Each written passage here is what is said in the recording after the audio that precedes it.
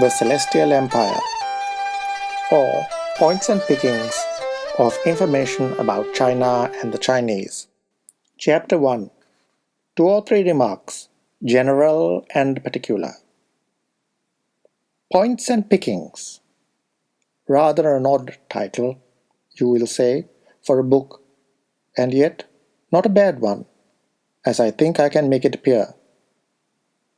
No one can put the world in a walnut shell, nor cram into a little book all the concerns of a great empire. When we cannot have the whole of a good thing, it is well if we can secure its better parts.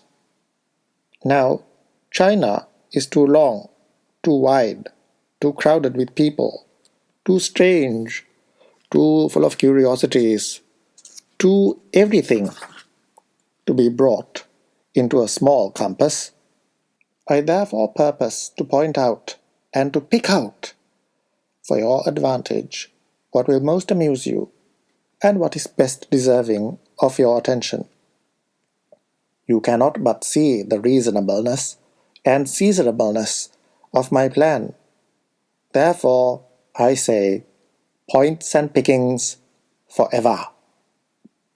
Hardly do I think that I could have chosen a better title. Points and Pickings. It is clear from the very words that I am not going to put you off with a humdrum account which might send you to sleep. If my book be not full of good information, good feeling, and good temper, it will not be the book I intend to make it. Mine will not be a history of China and of the Chinese people, but a careful, correct, and sprightly selection of such things as will afford young people the most pleasure and the most profit. I see now that you begin to like my title, Points and Pickings, almost as well as I do myself.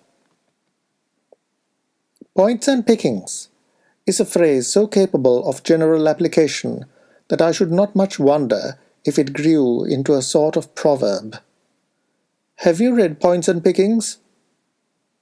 Will, I hope, be a question among young people almost as common as, what o'clock is it?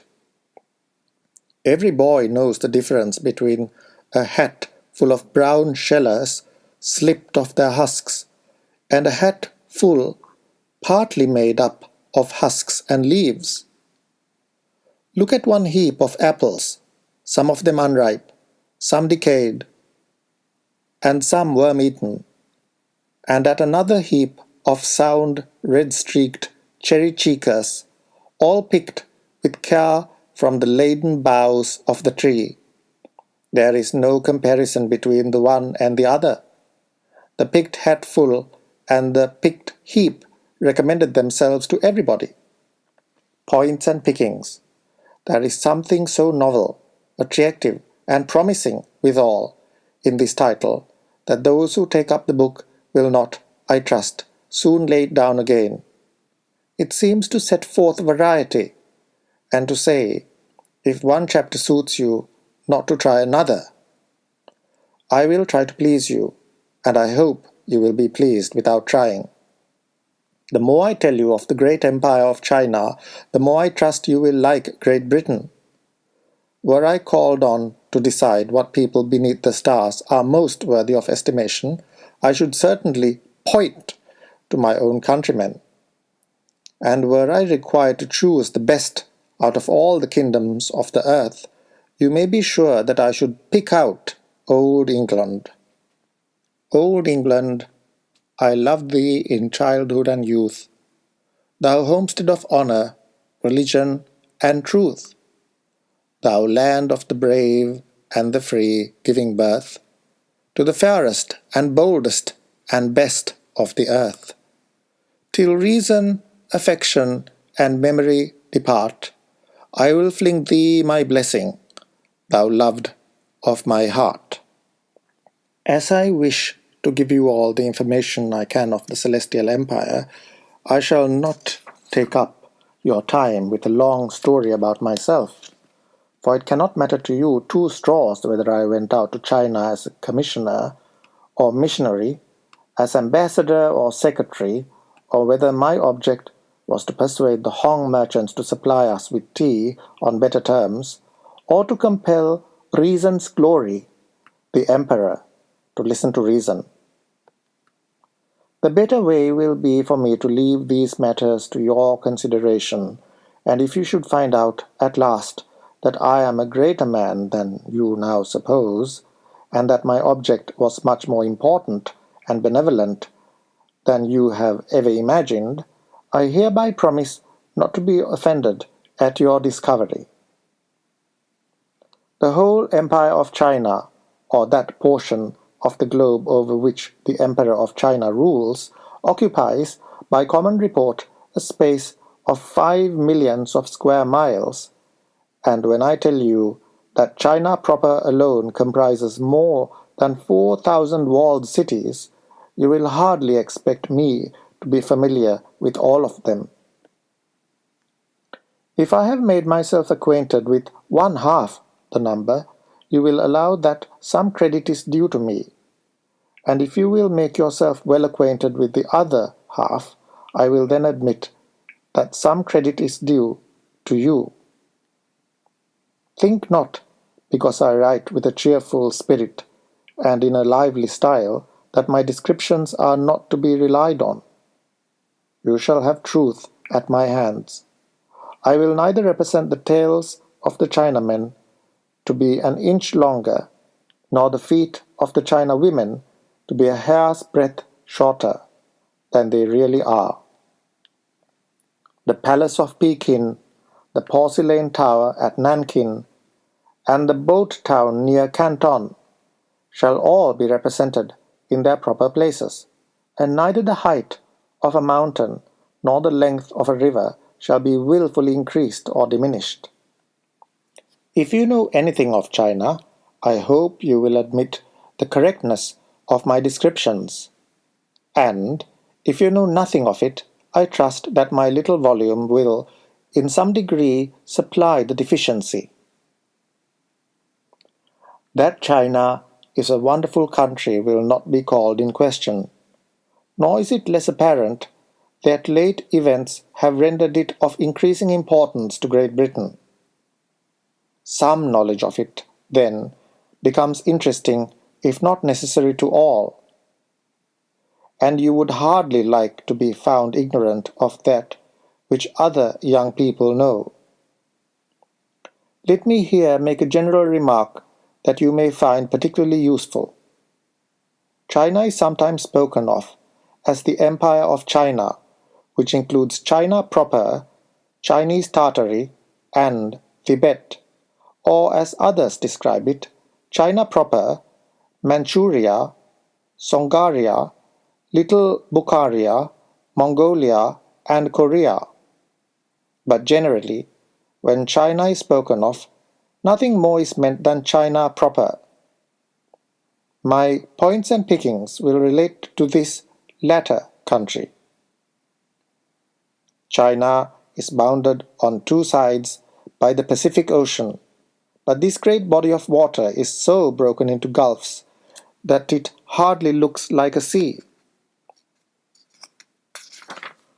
One of these gulfs, the Yellow Sea, is bounded by Tartary and Korea, and another, the Sea of China, is bounded by Formosa, Borneo, and the Philippines.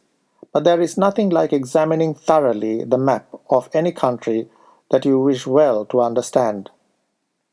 If you have seen the pavilion at Brighton, no doubt you have gazed with all your eyes on the illuminated staircases, the ceilings on which are painted the flying dragon, enwreathed with serpents, the 4 bats, and Chinese bird of royalty, the golden dome, the sparkling glass pagoda, the bamboo couches, the splendid canopy, and the stained glass skylight, where the Chinese mythological god of thunder is represented in brilliant hues. All these are very fine, but to see things to the best advantage, they must be in their proper places. I like to see the polar bear on an iceberg, the tiger in a jungle, the lion in the desert, and Chinese curiosities at Pekin. But go the shortest way you will. It is a long way to China. I find it so. Take my advice, then, and remain at home till Tao Kuang, the celestial emperor, imperial brother to the sun, and cousin German to the moon, sends you an invitation. This will save you a great deal of time, a great deal of expense, and a great deal of vexation. I have just heard that a Chinese ambassador, a real live Mandarin in the plenitude of authority, is on the eve of exhibiting his red button, peacock's feather, pigtail, and five-clawed dragon among the blue ribbons, black rods, white sticks, and garters of the court of Her Majesty Victoria. Wait, then, at all events, till you have an opportunity of consulting him, and, in the meantime, content yourselves with reading all the great books and the little books on China that come in your way, and pay a visit to the Chinese collection. I have been to this exhibition myself many times, and the idols, priests, mandarins, gentlemen, soldiers, and tradesmen, with the Chinese shops, furniture, paintings, carvings, lanterns, inscriptions, and endless curiosities, have made me fancy myself once more in China. At one moment I have been squabbling with Commissioner Lin and Admiral Quan Tin Pei, and at another peaceably sipping tea with Hao Kwa, the Hong merchant, or Puan Kweka, or Samkwa, who has favoured me with his crimson ticket of invitation to bestow upon him the illumination of my presence. When you go to the Chinese collection, pause at the 3 precious Buddhas, not to bow down and worship them, but to thank God that you have not been brought up an idolater.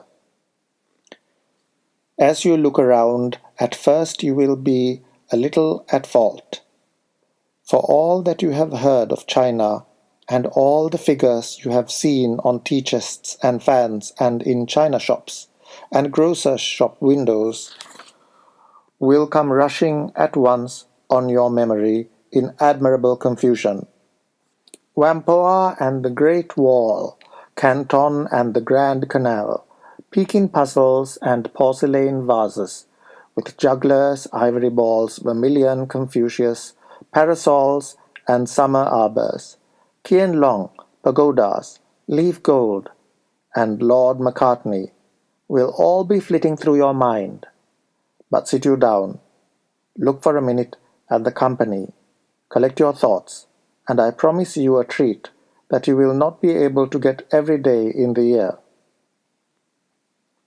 As you walk through the exhibition, you will be sure to notice the grave-looking Mandarin of the first class with his state robes stiff with embroidery and enormous bead necklace. The priests of Fo and Tao, the Tartar archer, the blue nankin-trousered soldier, the Chinese ladies of rank, the tragedian, whom, on account of his finery, you will put down as a Mandarin at least, or perhaps mistake for the emperor, the juggler, the itinerant barber, the spectacled shoemaker, and the travelling blacksmith, and, if you can pass by the pavilion, the sedan scene, the lanterns, the model boats and war junks, the screens, porcelain carvings, paintings, fans, and 10,000 Chinese things, besides all worth and individual attention, without being abundantly gratified, you must have very unenviable dispositions.